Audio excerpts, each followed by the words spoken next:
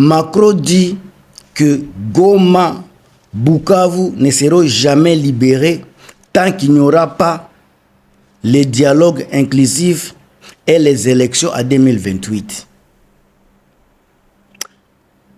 Ça, c'est exemple maloba moko ya kilo. Oye uti na président ou aza ko représenter Union européenne. Est-ce que Tshisekedi peut faire face na makambu Macron ti koloba? Quelles sont les conséquences? Il y a ba parole à Macron à face à Tshisekedi.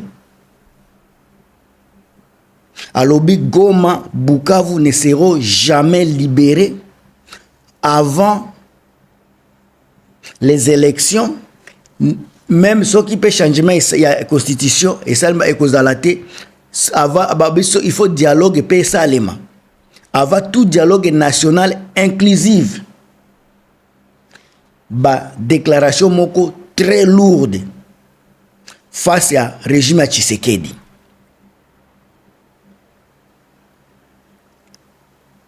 Nayebi soki Tshisekedi azana parole ya koloba mais oto yebi ba milita ba communicateur baza ko finga baza ko loba donc pona bango soki opesi point de vue contraire à régime ya Tshisekedi, tu es un mauvais, tu dois être insulté, tu n'es pas intelligent, donc c'est comme ça.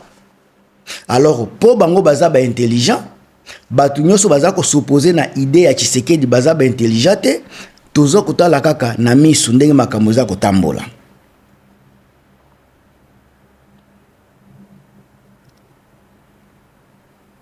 Alors, face à l'exigence de Macron, Tshisekedi, président du Congo, se retrouve devant un fait accompli. Azako se retrouve au pied du mur dans le Babongo.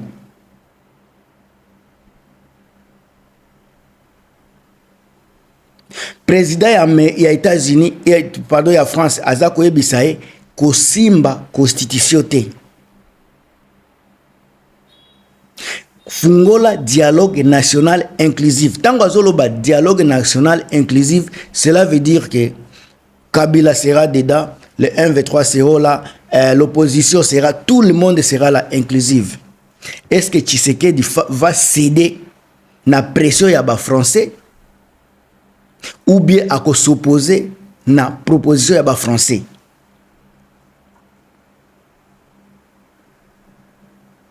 Sauf total bien, Macron aza kosala suggestion te. Eza formule suggestion te. Aza ko exposer aux yeux du monde ba faiblesse structurelle ya pouvoir ya Chilombo. Déjà tozo mona ba faiblesse militaire, tozo mona yango. Première conséquence yango ba conséquence oyo Tshisekedi akozwa à partir ya ba langage ya ba mot ya Macron et ko tomber sur conséquences militaires. Conséquences ya liboso eza déjà militaire tozo ngo na ndenge wana. En exigeant un dialogue na koloba boye, Macron automatiquement acte l'échec de la stratégie du tout militaire de Tshisekedi à l'est du pays. Tant que basa la dialogue, donc aza ko s'opposer na biloko nyoso ya bitumba.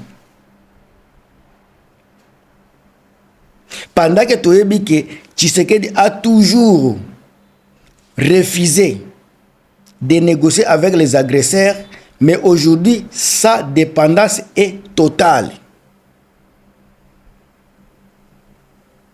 Pour tenir face au front, il y a M23, bande konangai Kinshasa azako s'appuyer naba alliance hybride, donc ba militaire à Libanda. Tozomona ba force régionale, tozomona ba force étrangère bazako ya ba belligérant, nyoso wana ezako lakisa faiblesse, soit vulnérabilité, il y a FARDC sur le terrain.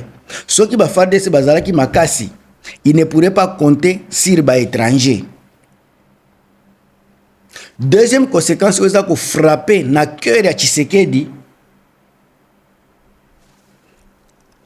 koboya ko toucher soit ko changement ya constitution pour na troisième mandat. France batu baza koloba, donc eza communauté internationale, eza Union européenne mutu aza koloba, baboye changement ya constitution. La coalition à article 64, n'est-ce pas, et la société civile trouve à Macron un allié de poids. Na minute osika, ndenge Macron aza koloba bongo, ba coalition, société civile, basango, ba komi allié automatiquement ya Macron. Alors pour Tshisekedi, piège eza double. Ko s'entêter na kati ya révision ya constitution, soit ko accepter dialogue inclusif ou ko obligé à partager pouvoir avec opposition qui conteste légitimité na ye depuis élection na ye. Est-ce que vous avez kolanda nazolo bango vraiment na pété? Et le commencement makambo ya diplomatie. Toute stratégie internationale de Félix Tshisekedi reposait sur une demande, les sanctions fermes contre le Rwanda, a touché publiquement cet espoir. La diplomatie française prive Tshisekedi de son principal levier.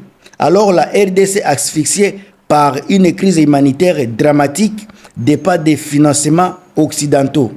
Refuser les exigences de Paris, c'est risquer un assèchement des appuis financiers au moment où le pays en a le plus besoin. Alors, bande konga naza koloba makambo na tina. Ba exigence ya Macron eza ba exigence moko très capitale o eza ko benda ba opposition, ba société civile avériée. Sika na minute oyo opposition eza kozwa force na niveau ya Congo. Imaginez-vous Macron ake ko s'appuyer na opposition civile, na opposition à Congo a s'appuyer pe na ba religion église catholique par exemple. Donc si le plan extérieur opposition a kozala na mutu oyo ko soutenir bango, et puis si le plan intérieur opposition a déjà secoué Tshisekedi. Encore une fois, si le plan intérieur Tshisekedi a déjà secoué, et puis si le plan extérieur opposition à Congo eza na porte-parole na bango o eza na poids makasi na niveau ya libanda.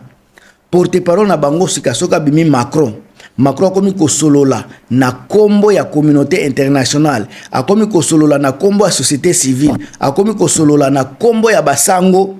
Je ne pense pas que Tshisekedi azali susu na eloko akoloba ou bien eloko akopesa na peuple congolais.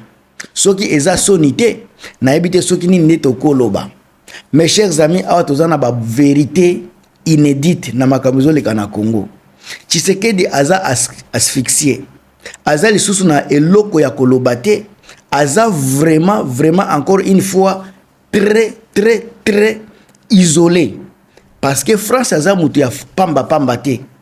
Tango tozo kolobela Congo bomona ki soki ba blocage ya ba accord ya Washington ezosalema, c'est parce que Macron aza ko peser na makambo yango. Sika lelo Macron akomi ko imposer dialogue national inclusif, akomi ko imposer non au changement ya constitution. Alors nini nde Tshisekedi akosala? Est-ce que Tshisekedi aza makasi koleka ye? Corruption nini nde Tshisekedi akosala oyo eleki pouvoir ya peuple? Bande kongana komi na suka. Ezalaki moi analyse na makambo ya Macron. Soki bolandi ba émission na nga na sina lobelaki yango déjà ça fait 2 semaines naza kotala ba vidéo na lobelaki 2 semaines. Lelo bozo mona sika ndenge ezoko ekomi koloba ma place nyoso makambo ya Macron. Tango na lobaki Macron azalaki au téléphone avec Donald Trump na pona kolobela pona ko boya pona ko bloquer accord à Washington nazwaki kufingama. Lelo bomona sika makambo ezoleka makambo za kotambola, Macron a commis ko monter au créneau koloba kopesa ba point de vue na ye na niveau international sur makambo ezoleka na Congo. Ba dictature, makambo ya changement constitution, ba faiblesse ya nini ya armée et puis azolobela dialogue. Alors, est-ce que Macron a une force ya koloba na ba communauté internationale ba stopper ba tika ko financer service secteur public ya Congo? Soki ba boy ko financer yango, Tshisekedi ko se retrouver ndenge nini? Question yang nanga yango wana. Deko nanga na komi na suka bo partager, bo commenter, on est toujours ensemble.